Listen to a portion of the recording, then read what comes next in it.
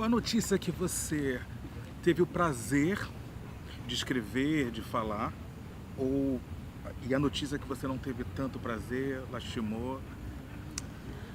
Olha, nos últimos anos eu tive algumas boas notícias, assim. É, um prazer de comentar. Por exemplo, a votação do Supremo 10-0 aprovando cotas, né? Isso era um grito, eu acho, na garganta, né, de quem defendeu e defende, como eu, as políticas de ação afirmativa, de inclusão. E até para ficar mais ou menos nessa linha, as notícias mais tristes que eu tenho tido o desprazer de comentar são as notícias dos homicídios, né? Dos homicídios de jovens negros, sobretudo. Essa banalização da violência que a gente testemunha no Brasil, que é histórica, mas que está muito aguda agora, né? Uma cultura muito ancorada na brutalidade. Eu acho que tem a ver com escravidão, eu acho que tem a ver com jesuítas, né? Com os castigos físicos, quer dizer, a gente tem uma cultura de bater, da palmada, do castigo físico, da punição, da justiça que do justiçamento, né? Que não é justiça, né? Do justiçamento. E essas são notícias muito tristes, porque além da tristeza em si, por exemplo, a chacina de Costa Barros, né? Além da tristeza em si, da execução, do fuzilamento de jovens negros, da pena capital, da execução sumária, tudo isso que a gente vê, teve no Cabula, teve no Rio Grande do Norte, teve em São Paulo, a falta de empatia, né? A falta de interesse da sociedade brasileira em lidar de uma forma definitiva com essa agenda. O noticiário econômico, a recessão, são notícias negativas, indesejáveis, etc., mas que tem muito mais atenção, né, por parte da opinião pública, da sociedade brasileira, dos agentes econômicos, que é a vida das pessoas. E isso é tristíssimo. É uma safra de notícias ruins. Falar de racismo é tão problemático no Brasil? Qual é o seu... Porque racismo é um problema no Brasil e porque, em algum momento, a sociedade brasileira e sua... Eu gosto muito dessa expressão da antropofagia, né?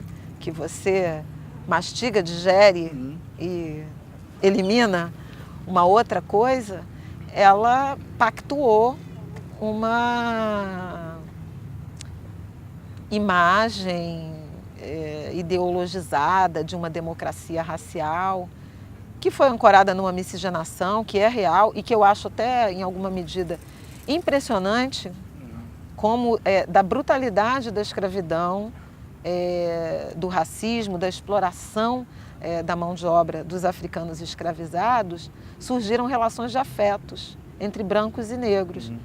Não é mentira que ninguém nunca se amou, que foi tudo um grande plano de embranquecimento. Houve afeto, o Caetano fala, né? Quem descobriu o Brasil foi o negro que viu a crueldade bem de frente e ainda produziu milagres de fé. Milagres de amor também. Mas isso não significa dizer que nós não temos uma dívida histórica gravíssima e longe de ser pago com a população negra brasileira, né? Com os descendentes dos escravizados, porque não é acaso os negros serem maioria na pobreza, na baixa escolaridade, nas residências precárias, nas unidades carcerárias, na violência obstétrica. Fala aí um indicador, fala aí uma mazela negativa da sociedade brasileira e você terá a população negra mais exposta a essa mazela do que o segmento autodeclarado branco. Então, agora, numa sociedade que foi ancorada desde a origem na exploração, na desigualdade, na ilusão de uma supremacia de um determinado segmento, né, sobre outros, é muito difícil você desconstruir essa história, tocar na ferida e tocar na ferida de forma que o outro se sinta confortável com isso. Afinal de contas, o que está em jogo é uma redivisão territorial, é uma reocupação de espaços. E repensar né? privilégios. Exatamente, né? É uma redistribuição, eu não vou nem falar de privilégios, de direitos, né? Porque, se em alguma medida alguém é privilegiado, outro está tendo surrupiado os seus direitos. O que a gente está falando, quando discute racismo, quando discute inclusão social, políticas de ação afirmativa, a gente está falando em construir igualdade. Só que, numa sociedade tão estratificada e tão desigual, construir igualdade, em alguma medida, significa que alguém vai ter que descer um degrau para outro subir. O que falta para sacolejar o Brasil? Em uma palavra? Empatia. Eu acho que é isso. A gente tem que enxergar o outro, né? Tentar, em alguma medida, imaginar a dor do outro, ou acreditar na dor do outro, e na alegria, e nas emoções do outro quando eles nos dizem. A partir daí, a gente constrói um país. A gente tem condições incríveis, né? Uma população jovem, que não é trivial, que não tem em todos os lugares do mundo. A gente está envelhecendo, mas a gente tem um estoque de juventude, uma juventude, em alguma medida, muito mais esclarecida, muito mais instruída do que juventudes anteriores, né? Outras gerações de jovem. A gente tem uma capacidade produtiva, riquezas naturais, minerais, a gente tem beleza, a gente tem ritmo, a gente tem cultura, a gente tem alegria, disposição para viver. Então falta empatia, né? Para a gente verdadeiramente se irmanar. Eu acredito. Também acredito. Escolha o melhor dos melhores, Dona Ivone Lara ou Nelson do Cavaquinho? Eu vou ter que escolher a Dona Ivone Lara. Não por não gostar de Nelson Cavaquinho, é um grande poeta mangueirense. Mas Dona Ivone Lara tem uma simbologia, né, de ser uma mulher compositora, né,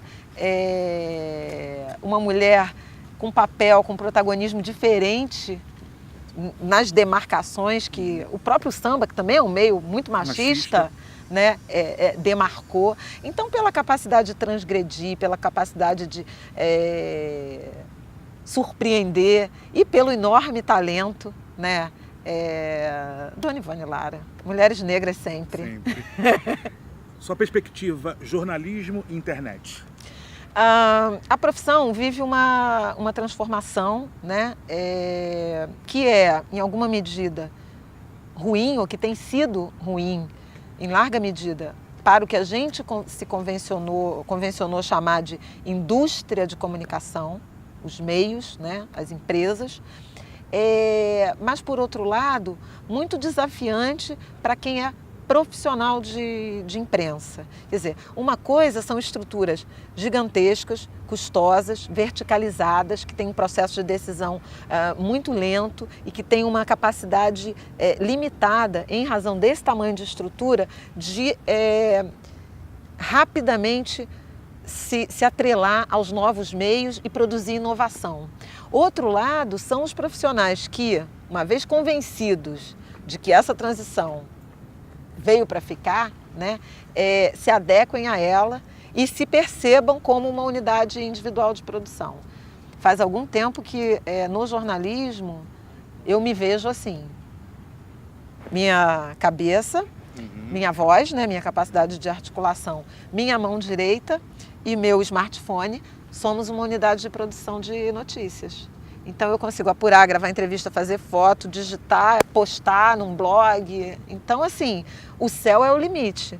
Desde que você entenda que você precisa se convencer disso, de que de fato é uma unidade viável de produção individual e se inserir no mercado a partir dessa visão. Os arranjos de trabalho já não são mais aqueles convencionais, de você ter um patrão e seguir com ele para todo sempre. Você pode ter múltiplos clientes, produzir seu conteúdo para segmentos diversificados, políticos, sites, empresas, movimento social. Os movimentos sociais hoje são grandes produtores de conteúdo, de notícia, de informação de qualidade jornalística inequívoca. Agora, é um patrão que ninguém nunca esperou ter, né?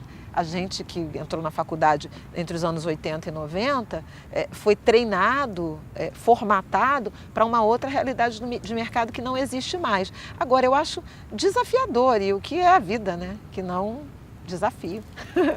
Eu te acompanho no Twitter e um dia você colocou assim, não vou mudar o meu título, continuarei votando em Irajá.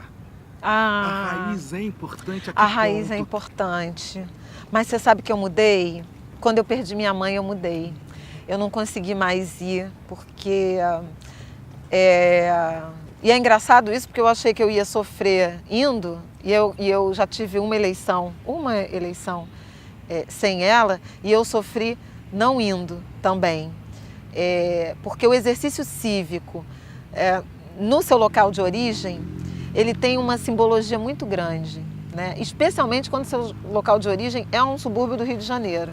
Porque a eleição é uma coisa festiva, até caótica, né? Uhum.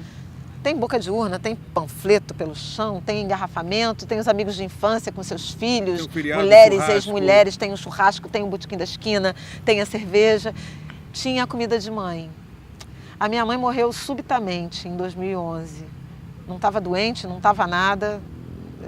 Um belo dia, não acordou, eu encontrei a minha mãe morta. E a partir dali, isso me doeu muito, pensar em Irajá, pensar nessa celebração sem ela. Agora, eu transferi meu título e hoje eu moro na Zona Sul, não tem graça nenhuma, é só ir lá e votar. Eu tenho ido lá e votado, mas aquela alegria do exercício cívico... O ritual, né? Eu acho que está guardada lá. E talvez tenha partido com a minha mãe. Eu também moro na Zona Sul, mas voto na Penha, onde eu cresci. E é esse ritual, né? Era. Outro dia, com a última eleição, quase que eu peguei o carro e voltei aqui, fui para Irajá, só celebrar, porque é um momento de reencontro, né? E eu acho que não perder a medida também das origens, né? Não esquecer de onde você veio. E disso eu não esqueço, porque eu continuo me relacionando com as pessoas, com os meus grandes amigos de infância. Isso é muito importante para você achar o seu caminho, né? Uhum. Saber de onde vem também te ajuda a saber para onde você vai. E não se perder. Exatamente. Então, vai jogando aquele grãozinho ou fio de novelo lá do Labirinto do Minotauro, que você sabe sempre o caminho de ida e de volta. Origem é super importante, ancestralidade é super importante. Essa é a minha viagem atual. É incrível como a partir da perda da minha mãe também eu fui me encontrando com origens, fiz descobertas no sentido das minhas origens familiares, ancestrais, muito profundas. E eu sou cada vez mais preta. Eu ouvi isso outro dia de uma professora da Faculdade de Educação, a Giovana Xavier, que ela falou assim, à medida que eu fui estudando e fazendo mestrado, doutorado, eu não fiz nada disso, mas ela falando sobre ela mesma. E até, em alguma medida, galgando essas posições de mobilidade social que você faz nessa trajetória de cometa, de vir na direção do centro e da Zona Sul, por acesso a serviços, a transporte de mais qualidade, pelos deslocamentos que são imensos e que inviabilizam a vida, a percepção de muita gente é de que você se embranquece, né? Uhum. No sentido de se elitiza. Mas a gente se vê tão diferente nesse mundo novo que, em larga medida, a gente se emprestece. Quando não perde a raiz. E vai além na busca de informações. Exatamente. A partir da nossa cultura, Exatamente. da nossa Você vai abrindo umas portas e descobrindo coisas que são inevitáveis. Então, nem tem exatamente contradição. Eu passava a máquina 01. Então, eu também estou em transição. Até o céu é o limite. Eu também relaxava, estou em transição. Eu e minha filha, que entrou na universidade, segunda geração da família a entrar na universidade, abraçamos juntos essa viagem pelo escurecimento, né? Como é que agora, né? Você não fala mais esclarecer, é escurecer. Vamos escurecer uma coisa e vamos caminhar nessa direção, caminhar para o escuro, que na verdade é a luz. Depois de você, eu fico pensando nas próximas gerações. que você é uma referência. Não, mas as gerações estão aí, Eu gente. sei. São incríveis. Hoje uma coisa que eu falei muito nesse encontro, assim, é que a gente está no meio de um momento em que dá muito pessimismo, né? Dá muito medo de retrocesso, mas dois motivos me fazem ainda ter esperança, né? Um é essa composição brasileira autodeclarada, 53% preto e pardo, 53% negros. Isso é um produto da mulher negra brasileira. A gente pariu esse país do jeito que ninguém queria, contra a vontade de todos, sendo criticada, sendo condenada, sendo violentada, agredida, tendo os filhos assassinados e os maridos e sem maridos e tal. 53% do país se autodeclaram pretos e pardos. E a outra coisa é a juventude negra, sobretudo as meninas, porque tem um empoderamento. Elas invadiram a universidade, a escolaridade, o debate, e vão sem medo, e vão se jogando sem pudor nenhum, e reclamando, e abrindo espaço. Então, nada a temer, senão correr da luta, né? Não, e o delicioso é que quanto mais você entra na periferia, mais tem gente pensando, mas é muita atitude, é muita atitude. Atitude empreendedora, atitude intelectual, atitude acadêmica. Porra, não tem volta. Não tem volta. Essa gente vai continuar parindo, vai continuar habitando o Brasil e promovendo a transformação. Na minha religião, que é o candomblé, o tempo é uma abstração, né? O passado é reescrito, o futuro se apresenta, ou demora, ou você reescreve. Eu sou filha de Iemanjá e tenho Xangô e Aboaloaê, não necessariamente nessa ordem, porque tem uma briga ali, os dois brigam historicamente, né? Então, mas eu sou muito encantada por Exu, né? O orixá do movimento, da subversão do espaço-tempo, das mensagens, é um leve-trás, subverte tudo, te sacaneia na esquina, te dá um toco e te dá um empurrão. Então eu tenho... E te dá caminho. Né? Te dá caminho, entendeu? E eu tenho acreditado e admirado muito essa capacidade de a gente abrir atalho, abrir uma picada, parar um pouco, cair, levantar, voltar um pouquinho no passado, rever o que já tinha feito, mudar de ideia. Isso é maravilhoso, né? A mitologia, a filosofia iorubá, eu queria que todo mundo soubesse disso. Tenho escrito muito sobre isso. Tinha que ter na escola. É uma pena. Outro saculejo necessário. Não precisa ser religare, pode ser cultura. No sentido não, é filosofia. De filosofia, é uma pena. É visão de mundo, é outra coisa que não tem nada a ver com imbecil, só com ritual. Centenário no Brasil, imagina. É racismo. É racismo. Mas também vamos superar. Vamos.